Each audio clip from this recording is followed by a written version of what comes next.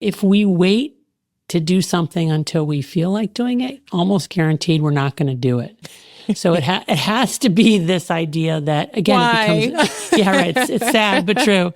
It becomes sort of a value. Like I will do this action because I committed to doing this action, knowing that I don't want to do this action, but having learned that when I do it, my day goes better. And when my days go better, my weeks go better. And my weeks go better, my life goes better.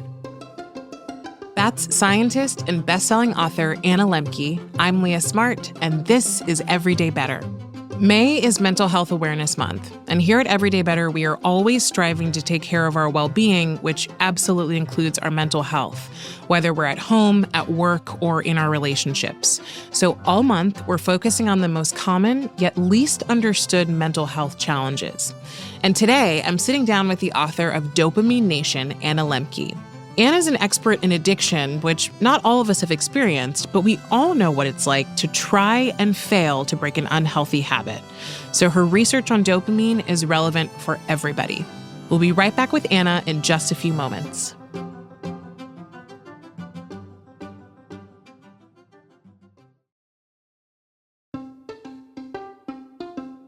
Hey everyone, from LinkedIn News, I'm Leah Smart, and this is Everyday Better, a personal development podcast where every week I sit down with some of the world's brightest minds and bravest hearts who use science and story to share strategies for how we can flourish individually in relationship to others and to the world around us. As regular listeners of the show will know, I recently gave birth to my first baby. And as I adjust to my life as a new mom, my lovely producers, Grace and Emily, are helping me out. I'm going to let them take over for just a few moments, and then I'll be back with you for the rest of the show. Hi, Grace. Hi, Emily. I have perhaps a vulnerable question for you. Okay. When was the last time you caught yourself doing something even though you told yourself you were going to stop, but you just kept doing it? Ooh, okay. I always tell myself I'm not going to watch TV before bed because how many times have we heard on this show that staring at a screen before trying to go to sleep just ruins your sleep? Yeah, I can hear past guests yelling at us. Yeah, but then I get into bed and my book is there, but I don't want to read the book. I want to just watch TV. And right now I'm watching Hacks, in case you're wondering. And is it hard? My problem with watching TV is I often tell myself I'm going to watch one and then a hook happens and I'm like, whatever, it's only half an hour more. Or do you not struggle with that? No, of course I do. And my rationale in quotes is you know what? You deserve it. Yes, yeah. But what do I deserve? To feel tired? Right. Well, I can fully relate to this. And this is, if you had asked me this question, it would have been so easy for me to come up with the answer. It's immediate. Yeah. And it's so embarrassing because the answer is TikTok. And it's so embarrassing as a grown adult to have to say that. You and everybody else. That's why I can't download it. I was at a party the other day with a bunch of people in their 30s, and people were telling me that they were spending 2 to 4 hours a day on TikTok, which I'm not that bad, and no shame to anybody who is, because these are my smart, intelligent, creative friends. Right. But it's a problem, and I got into the habit during COVID, fully aware that I was using it as an emotional crutch. And knowing that I would feel better if I had spent the time reading or talking to my partner. But recently, I've actually made huge strides in my screen time. I have been deleting TikTok during the week and only having it on the weekends. And actually, I find myself much less likely to scroll on the weekends because I'm I should be at the park. I should be hanging out with my friends. I should be cleaning my apartment. The weekends are so limited. While on the weekdays, it's kind of maybe I'm grumpy from my day and I'm just I'm going to be bad and scroll TikTok. I deserve it. Yeah. I deserve to treat myself poorly. Yeah, exactly. It has taken willpower to do and a true awareness of my habits. Okay, proud of you. And it's made a big difference. Yeah, thank you. And I'm sharing all this because I really have today's guest to thank for this big change in my life. So I'm truly excited to introduce Dr. Anna Lembke. Anna is a professor of psychiatry at the Stanford University School of Medicine and chief of the Stanford Addiction Medicine Dual Diagnosis Clinic. But you may already know her as the author of the New York Times bestseller, Dopamine Nation: Finding Balance in the Age of Indulgence. So I first read this book around this time last year, and it was required reading in a meditation course I was doing. And at first, I couldn't figure out why we were reading about dopamine at like the very start of a meditation course. But as I read, I realized that the science Anna was explaining spoke to every single reason I wanted to learn to meditate and all the reasons that I heard from my fellow classmates.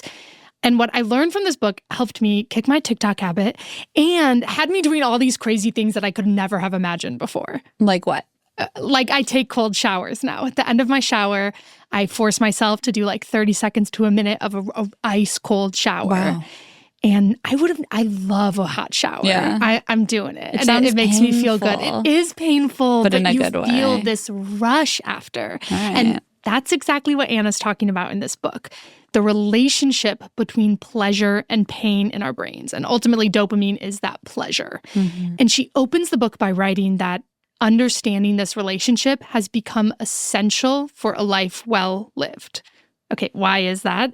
It's because we live in this world that is like everything is so abundant, and where our modern world has come up with some way to make whatever your drug of choice is more accessible and more addictive than ever before.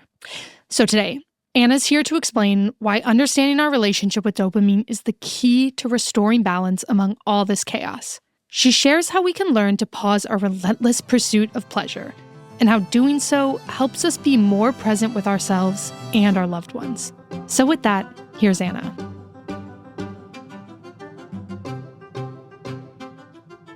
You know, Buddha's middle way was a rational and life-fulfilling mandate or a bit of advice for people living more than 200 years ago. But today, we live in a drugified world where almost all the things that we consume and the things that we do, even things that we generally think of as good for us, like reading and exercise and playing games and meeting people and working, they've all become drugified in some way, which is to say they've been more potently reinforcing, they've become more accessible, more novel, more bountiful.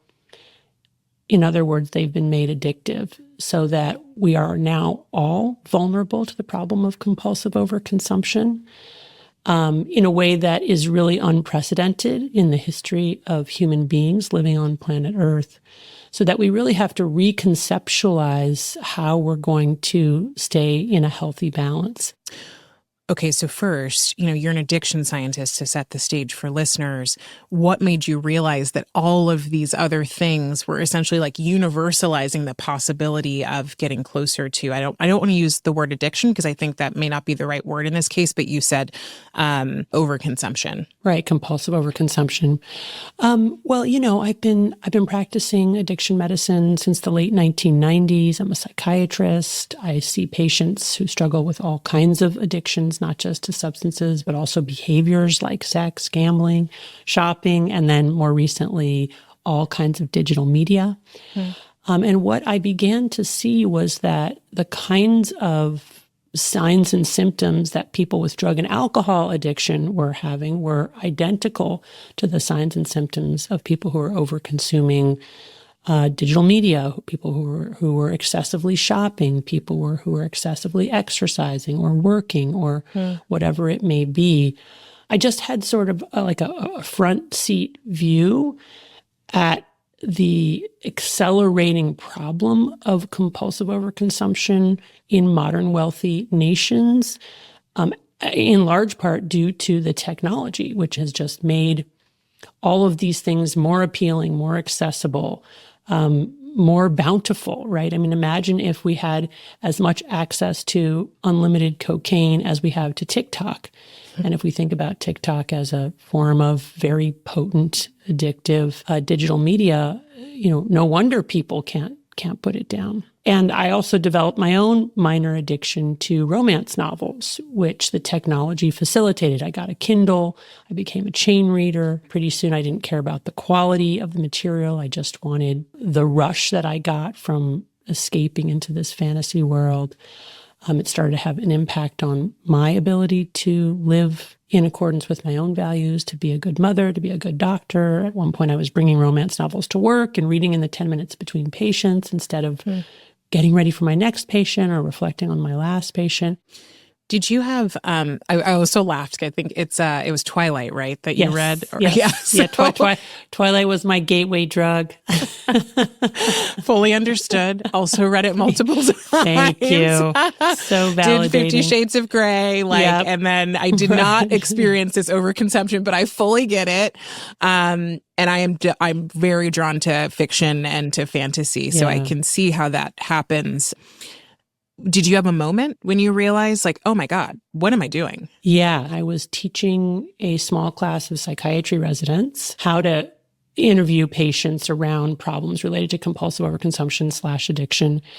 And we were one student short, so I played a student so that the psychiatry resident could practice his skills. And so in his interviewing of me, he said to me, is there a behavior that you feel you do too much of that interferes with your goals and values that you'd like to change?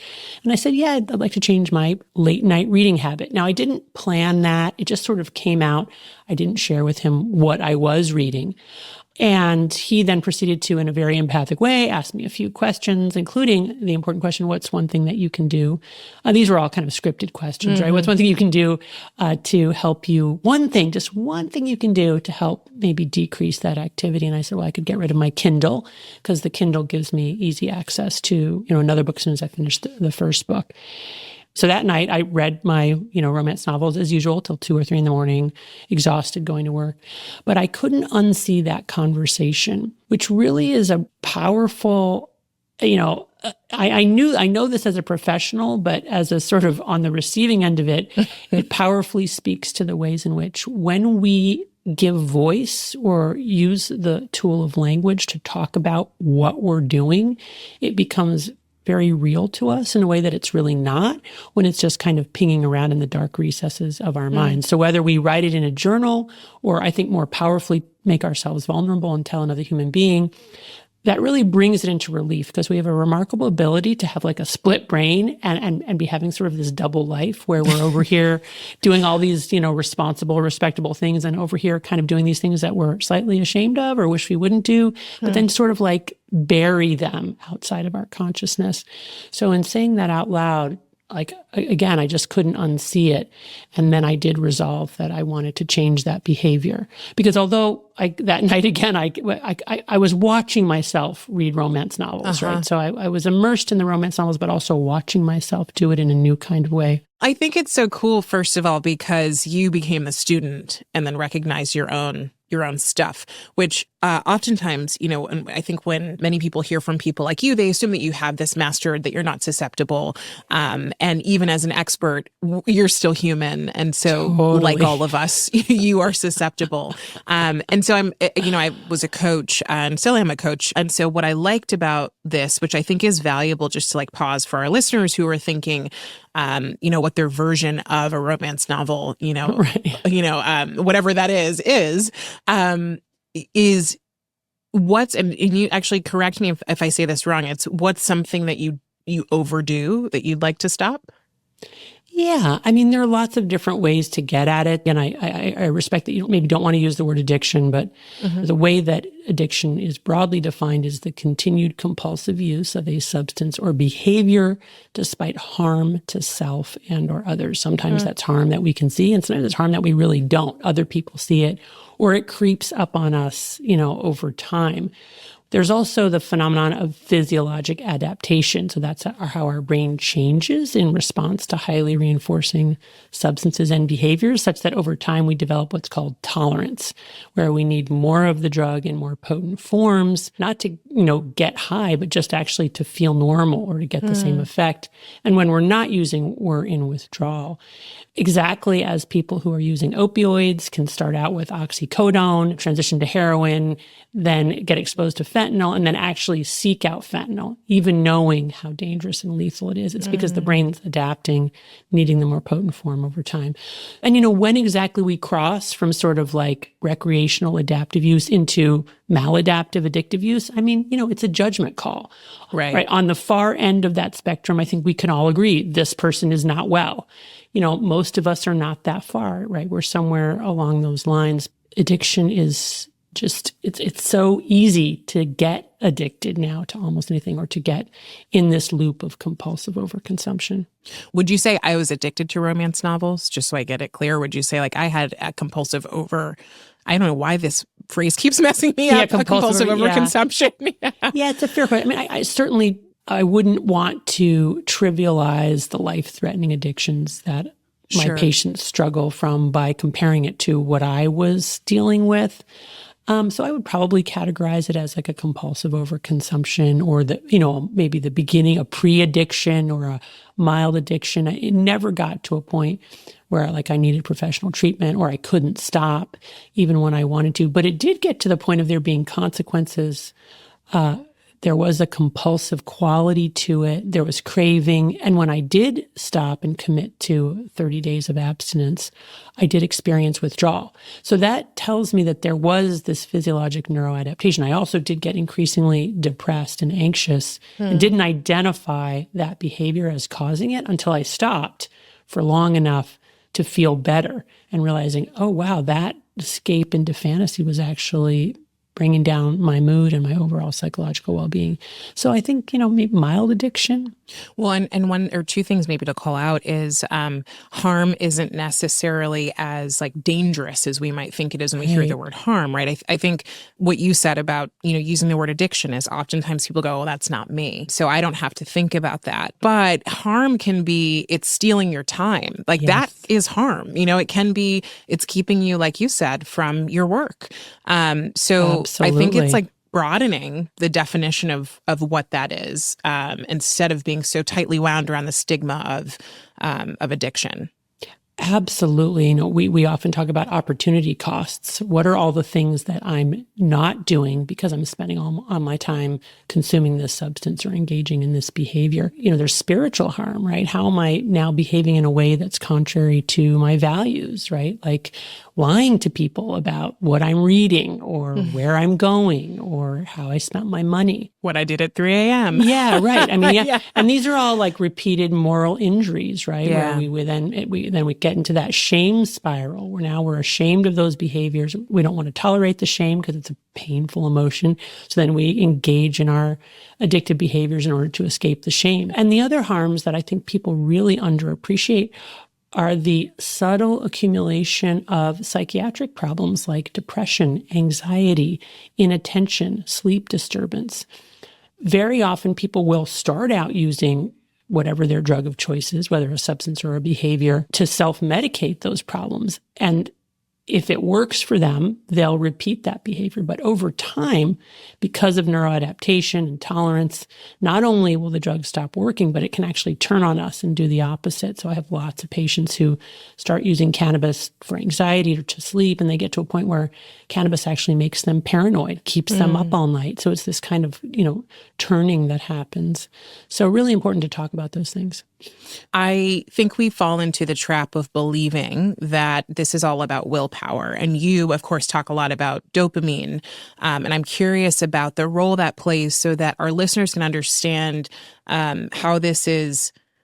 That's not the conversation. The conversation isn't like, am I strong enough to resist this? It's much deeper, and it has to do with our neurology. Yes, absolutely. So dopamine is our pleasure and reward neurotransmitter. We make it in our brains. It has many different functions, but one of its primary functions is, again, in the brain's reward pathway. The more dopamine that is released in response to a given substance or behavior, and the faster that dopamine is released, the more likely that substance or behavior is to be reinforcing, positive, rewarding, something that we want to do again. But what happens is that over time, the brain actually adapts to that increased dopamine firing, that is, learns that substance or behavior. and downregulates dopamine production and transmission. And with repeated use to highly reinforcing substances and behaviors, the brain actually gets to a point where it has to overcompensate and actually go into what's called a dopamine deficit state. So now we're at below normal levels of dopamine firing. And so now we've actually adversely impacted our baseline well-being.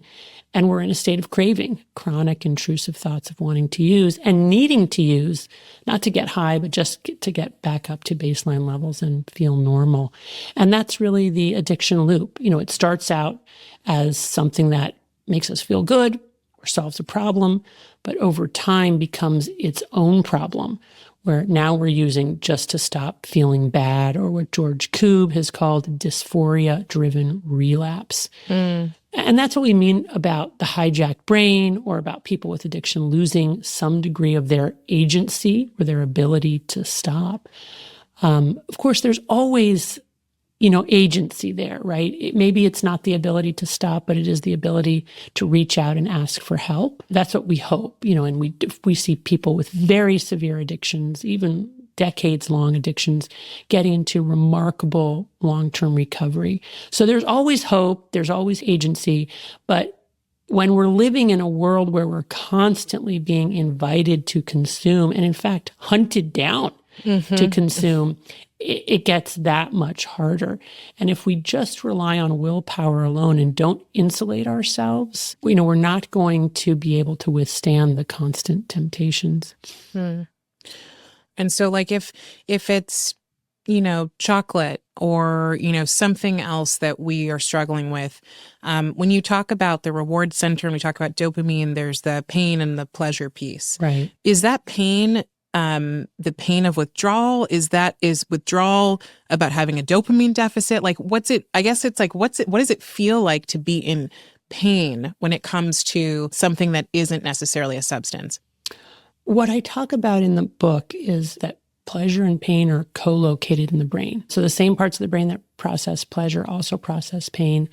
And at the simplest level, okay, this is an oversimplification, but at the simplest level, they work like opposite sides of a balance. When we experience pleasure, it tips one way. Like, for example, dopamine is released in the reward pathway. When we experience pain, it tips the other way. But basically, the rule that governs this balance is that it wants to remain level with the ground, or what neuroscientists call homeostasis, such that with any deviation to pleasure or pain, our brains will work very hard to restore a level balance. And the way that our brains do that is first by tilting an equal and opposite amount to whatever the initial stimulus was. So, for example, in my case, I read a romance novel that releases dopamine in my reward pathway. My metaphorical, simplified balance tilts to the side of pleasure. No sooner does that happen than my brain starts to downregulate dopamine transmission, which you can think of as these neuroadaptation gremlins hopping on the pain side of the balance to bring it level again. But the gremlins like it on the balance, so they don't get off as soon as it's level. They stay on until I've tilted an equal and opposite amount to the side of pain. That's the come down, the hangover, the blue Monday, or just that moment of craving, right? Wanting to read one more chapter, even though I promised I would put away. Now, if I don't read another chapter and I wait long enough, eventually the craving passes, the gremlins hop off, the pain side of the balance, homeostasis is restored, and I'm fine.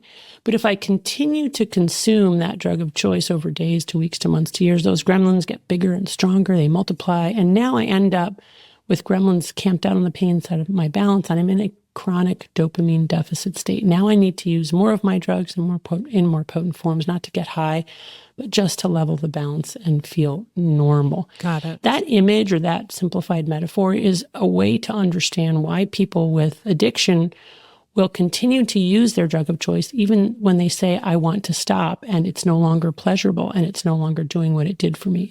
But the other thing that this balance helps inform is that if we intentionally press on the pain side, for example, by having an ice cold water plunge or by doing some kind of vigorous exercise, then actually those gremlins will hop on the pleasure side of the balance, and we will get our dopamine indirectly by paying for it up front. And that's a much better way to get our dopamine because it's much less vulnerable to the problem of compulsive overconsumption. Why? Because we have to work for it, right? We have to put out the effort first to get it. Now, it's not completely immune to the problem of addiction. People can get addicted to exercise, to restrictive dieting, even theoretically to ice cold water plunges. And part of what makes those otherwise healthy things addictive is the technology, right? The ways that we can quantify it, count ourselves, compare ourselves to other people on social media. Like even social connection or effortful things that used to be indisputably healthy for us now have also become drugified. Work, for example, right? Work is more potent. We have all these secondary reinforcers. Work is more bountiful. There's more of it. There's no natural stopping point. We're expected to work 24/7 wherever we go. There's no, it's again, like I always think of like the line of cocaine. I mean, you have 2 lines of cocaine and then there's no more cocaine. But that doesn't happen with work, right? It just keeps going. Isn't it funny that, you think about like old parables or things about the fact that like no magic pill, right? You got to do the hard work, actually do have a neuroscience explanation that we can look at and use and go, oh, so, maybe we didn't have the technology and the research and the abilities to explain this 1,000 years ago. But, you started with Buddha's middle way, and all of these things that we've all probably heard in passing or from our parents. They're actually real. Right. I love it. I mean, every major religion and philosophy of the world essentially has these same messages. And I feel like now we just have kind of neuroscience to show how it actually works. Yeah. I want to talk more about some of the things we can do to push to this other side of the pain-pleasure experience. But first, I want to ask you about I love that you brought up work, because this was one of my questions is like, how do you see this manifest when it comes to work? And if you're the kind of person who is maybe more susceptible to overwork or to workaholism, it's often rewarded. So like, it's not like we're functioning necessarily in an environment at work where we're going, oh, I worked so much and everyone's like, oh my God, you're terrible, or you're an outcast. It's like, right. No. If you need an intervention. You need an intervention. Yeah. No, we're like, no, who can do more of what that person's doing? Right, yeah. What do you make of that when you think about the fact that we are in these environments where we reward something like this when it comes to work culture? Well, to me, this is what's fascinating about the field of addiction is its intersection with culture and the times in which we live. Which drugs are stigmatized and made illegal, which drugs are celebrated and legal. And certainly, workaholism is celebrated in our culture. Our heroes are essentially people who work almost all the time. It's very difficult to even identify a problem of compulsive overconsumption in a realm that is celebrated in a given culture. It's just almost impossible, especially something like work and productivity, which is sort of like the pinnacle of what you want in a capitalist society. So I think it's, there's not one quick, easy fix, but it's a matter of what the culture values and ourselves being very mindful about what we value and being very, very skeptical of making our most important life goods external accolades and praise and fame and money. We already know that at the end of the day, those are empty. So, what isn't empty? And, it's all the same cliches. It's finding human connection and intimacy and meaning and being of service. Coming up, the tools you can use to intentionally reset your relationship with dopamine, and how doing so helps you stay more present and form deeper connections. We'll be right back after this short break.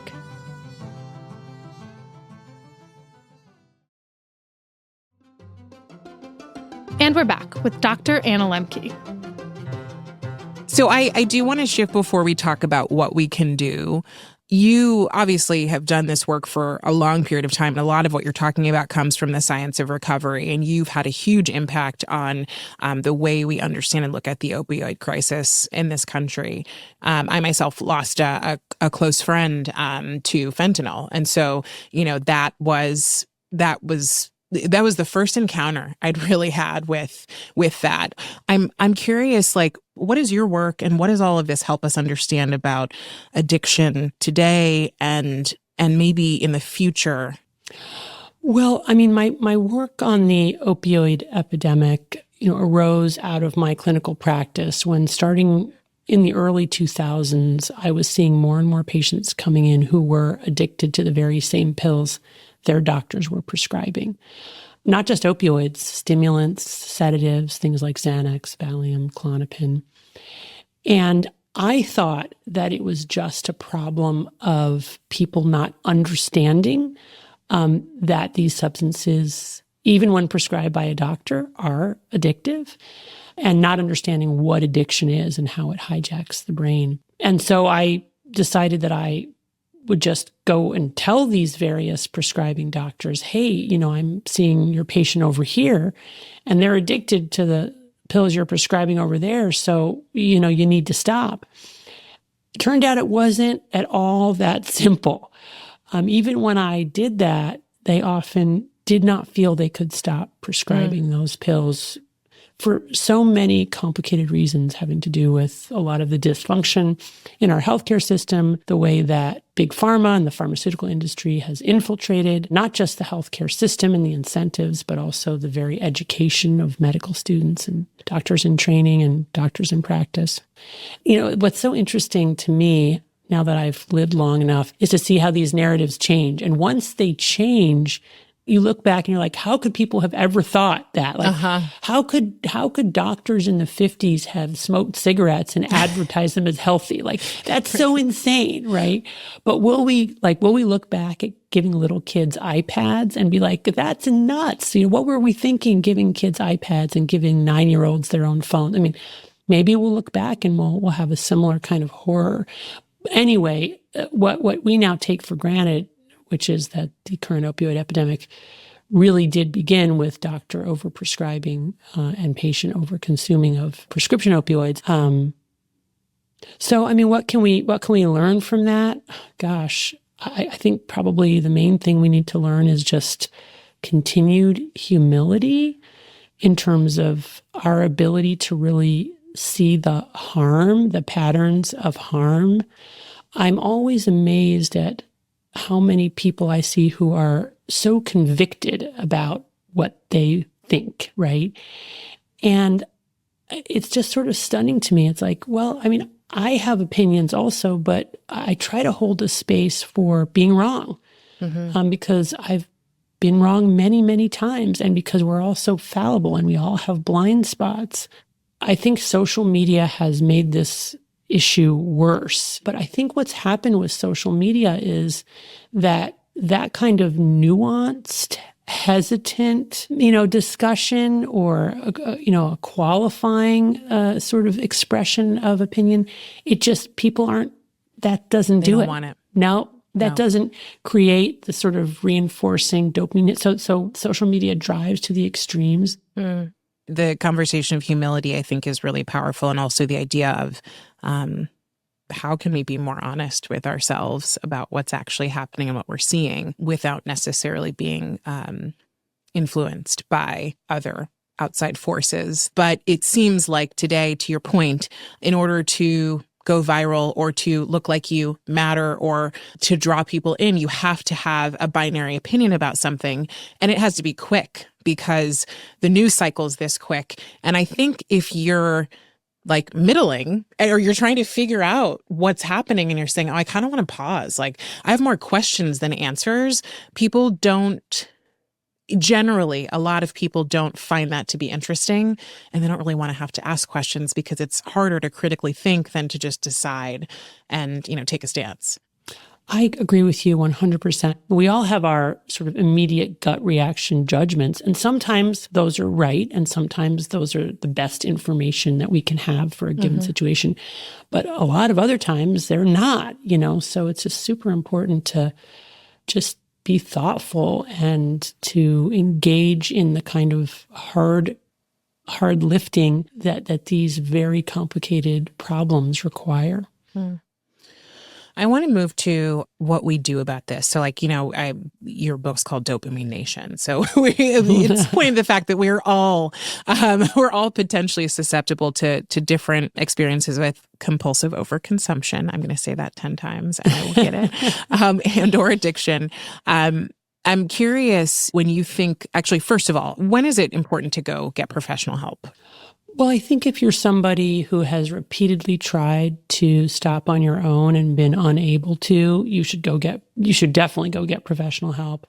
If you're at risk for a life-threatening withdrawal, for example, from alcohol or sedatives like benzodiazepines, you should definitely go get professional help. Mm-hmm. But I also think it doesn't need to wait until those kinds of extreme circumstances. Really, anybody who has access to an addiction specialist who thinks that they might have a problem or knows that they have a problem, go see a professional. There is evidence-based treatment that we know works that a lot of people don't even know about, or don't engage with. So I would encourage folks, to seek out help if they suspect or know they have a problem. Great. And so for those who are listening, if that, applies to you, I think I want to make sure absolutely that we cover that. You've talked about the importance of radical honesty as we start to reset. Can you talk a little bit about what that meant for you and what that means for us in whatever we might be overdoing? Sure. So, radical honesty is the idea that we would make an effort to tell the truth about all things large and small, especially those kinds of little lies that we engage in almost unconsciously to cover up our faults or misdeeds or selfishness or mistake, little things that we probably don't even notice unless we're making an effort to notice them. Like someone asks, why were you late for the meeting? Or you just show up late to the meeting and, oh, sorry, traffic was really bad. No, traffic wasn't bad. I just took 5 extra minutes to drink my coffee and read the paper. Right? So, and those are like little lies. And what I have learned from patients with severe addiction who are able to get into and sustain meaningful recovery over years, decades, and lifetimes is that they have discovered, and it really is an amazing discovery, that they have to practice radical honesty. That not only can they not lie about their addictive use, but if they start lying about the little things, they will very likely slip back into their addictive behaviors, which is kind of fascinating. Like what is the link between these little lies and the bigger lies that really harm ourselves and potentially harm other people? I got really curious about that. And it turns out there's like an interesting burgeoning science about honesty and the ways in which, actively engaging in truth-telling is, number one, effortful. And the average adult tells 1 to 2 lies per day. And so to not lie, we almost have to set up like a little watcher in our brains that keeps us accountable. And this probably activates our prefrontal cortex, which is the control center of the brain, that gray matter area right behind our foreheads that's so important for future planning, for autobiographical narrative, for appreciating future consequences. And that area probably gets activated by active truth-telling. And that area, importantly, acts as a kind of brakes on our appetites. So without that prefrontal cortex functioning as a healthy source of brakes on our appetites, we are more likely to get into trouble with compulsive overconsumption. The other thing that's really important is that a lot of relationships get destroyed through addiction. And when people get into recovery and stop using, they often find that the loss of trust persists even when they're not using, right? So their friends and family members have been so burned by their lies that it takes them a long time to trust again. And so repairing that damaged trust is a big part of recovery. And so, again, emphasizing radical honesty as a core value in the relationship can help to rebuild that trust and also creates intimacy. Like we think that when we admit the truth of our shameful behaviors that people will leave us. But in fact, the opposite often happens, that they're drawn closer, that they see their own brokenness in our brokenness. By being vulnerable, we actually foster intimacy. So for all those reasons and more, radical honesty is something that we actually prescribe in our clinic. In addition to not using your drug of choice, I want you to try really hard not to lie about anything in the next 30 days, not even a little thing like what you had for breakfast. The radical honesty piece is really resonant. And I definitely notice myself, particularly with small things. Like, it's funny, I personally am someone who I can't lie. But in reality, the little tiny lies I can do. And so it's interesting to look at yourself and go, ooh, that's an area that I probably would benefit from committing to. And I imagine a lot of people would too. I mean, to me, what's really fascinating in the context of this age of fake news and misinformation is, for me personally, how often I want to massage a story.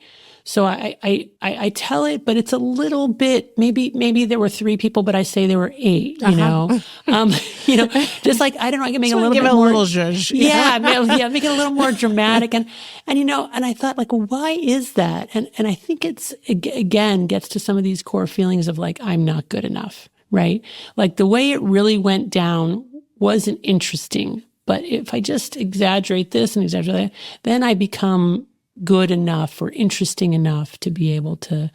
And I think that's pernicious, right? Because then people don't really know what to believe of what we said, or they don't really know, they don't have the facts either. They don't know what happened. Well, what exactly happened? I think in our personal conduct, if we can really make a commitment to being as honest as we can, it just kind of grounds us. I think in the long run, our lives go better. There are short-term immediate consequences because we're all fallible and we mess up and we do things that we shouldn't. And we should have consequences from those things, right? Because otherwise we're not motivated to make any kinds of changes. Oof. Okay, that's a homework assignment. Good luck. I'm still working on it. Correct. I mean, maybe that's our life's work. Right. Okay, so I want you to talk a little bit more about some of the things that you've seen that are really effective, that if someone wanted to start doing it today, they could support this sort of rebalancing of that dopamine process. There's a huge science around exercise and why it's good for us. And the interesting thing there is that exercise is actually immediately toxic to cells. So why on earth would that be good for us? And basically what happens is our body senses minor injury, not massive injury, that would be bad, but minor injury, and in response, upregulates production of our own feel-good neurotransmitters and hormones in response to minor injury. So there's a huge science and huge literature on the ways in which exercise boosts these kinds of chemicals that make us a little bit high. Is that like the runner's high? Like you get into running and you're like, oh, now I've run 7 miles and I feel amazing. Yeah. Okay. Yes. Yeah. Yes. And by the way, let me just say, I always advise people to play around with different sports or physical activities until they find one that works for them. I'll never forget when I was running with a friend in college. He said, when I first start running, I feel really awful, but then 10, 15 minutes in, I feel great. How about you? And I was like, no, when I first start running, I feel awful. And it gets worse and worse the longer I run. There is no, there's no light at the end of the tunnel, but the end of that run. Right. So the point is, you got to find what works for you. Got it. There's also, some evidence for cold plunges.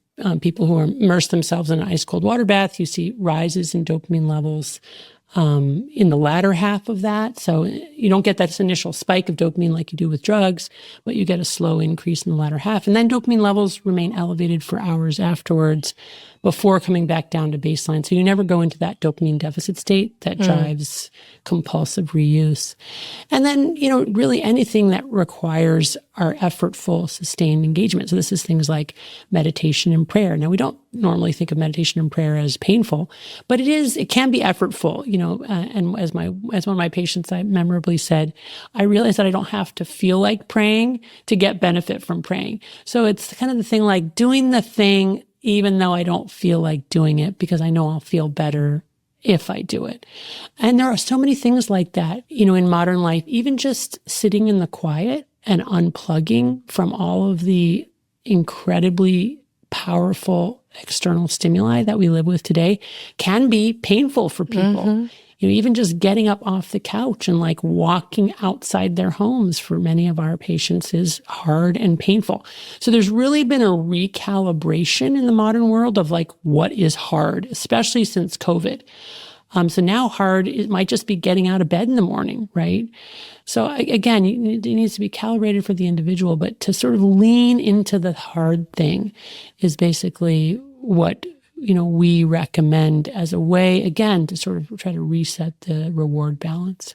You remind me of I forget his name, but I was listening to a behavioral scientist talk about the fact that, we have to reset our expectations about what we're going to feel like doing. And I think so many of us, I mean, myself included, it's like, I don't want to do things I don't feel like doing. Yes. And right, so, I've played sports and had to do that, as a child and as a teenager and as a young adult. But then, as I've gotten older, it's like, well, do I really have to do it if I don't feel like it? And that like you will absolutely be happy that you did it later. But one of the things you recommended is like reset your expectations and say to yourself, the night before, I'm going to wake up and I'm not going to want to do this. Like, let me just set the expectation. But there's a different part of me or like a higher part of me or however you want to say it that will choose to do it anyway. Yes, exactly. A lot of times we talk with patients about actions before feelings.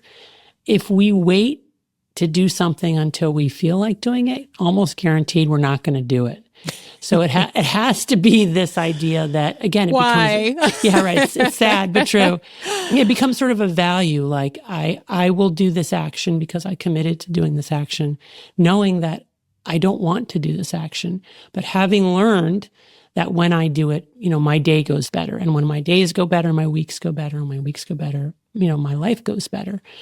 One of the potent images that I do use in my book of a patient who got into long-term recovery, she said it reminded her of a scene from one of the Harry Potter movies where I think Dumbledore or something goes down a darkened alley and slowly lights these lanterns along the way and then turns and looks back at the brightly lit alley. It's sort of like that. You're kind of walking in the dark and it's hard and it's scary, but you're lighting these lanterns as you go, and then you look back at this illuminated path and something, it's very positive.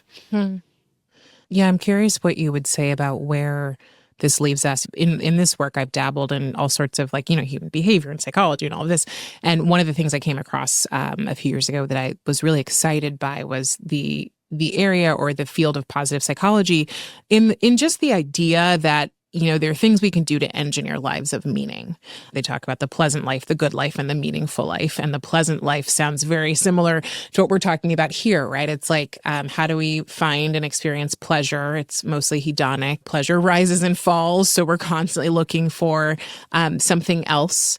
And it makes me curious, when you said at the beginning, what do we replace some of these things with is a valuable thing to think about and to, act on.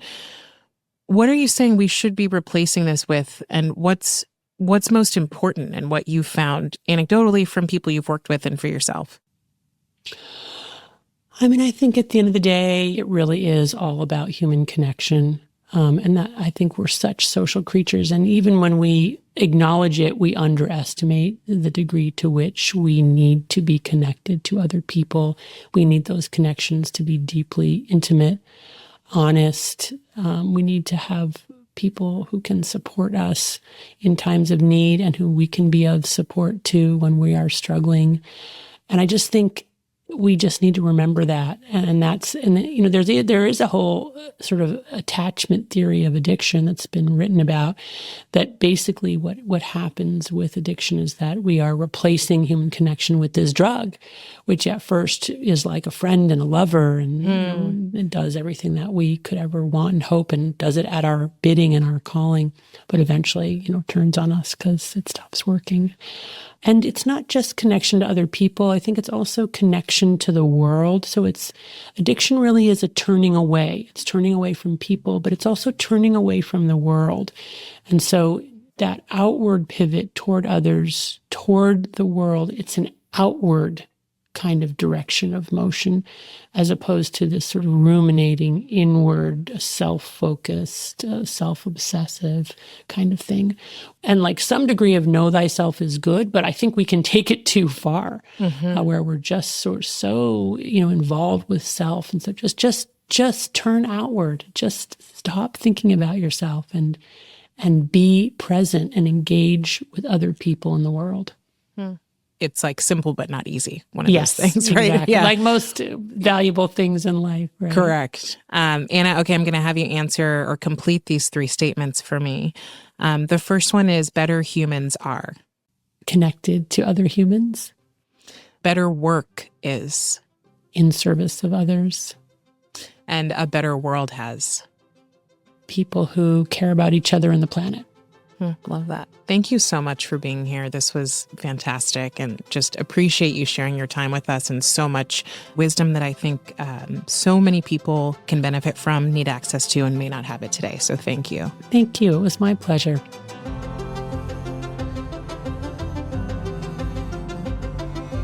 That was Dr. Anna Lembke, author of Dopamine Nation, Finding Balance in the Age of Indulgence. If you like this episode, you'll also love our conversation with Harvard's Robert Waldinger, the director of one of the longest-running studies on human happiness ever conducted. You can find a link in the show notes to listen. Everyday Better is a production of LinkedIn News. The show is hosted by Leah Smart and produced by me, Emily Reeves. And me, Grace Rubin. Asaf Gadron is our sound engineer. Tim Bolin mixes our show. We get additional support from Alex Kuznetsova and Allie McPherson. Sarah Storm is our senior producer. Dave Pond is head of production and creative operations. Maya Pope-Chappelle is director of content and audience development. Courtney Koop is head of original programming. And Dan Roth is the editor-in-chief of LinkedIn. Thanks for coming with us. And we'll see you next week.